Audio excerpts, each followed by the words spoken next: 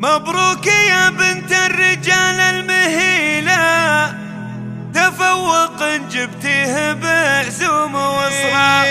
في حفل طيف وفعلها نحتمله، الفارقة عن جيلها بزين ومقدام. مبروك يا بنت الرجال المهيلة، تفوق جبتيه بعزوم وصرا، من الفرح ود الشعر سالسيله، والعود دخانه من العز يندى، وعلى تخرج طيف صغنا الجزيله، كان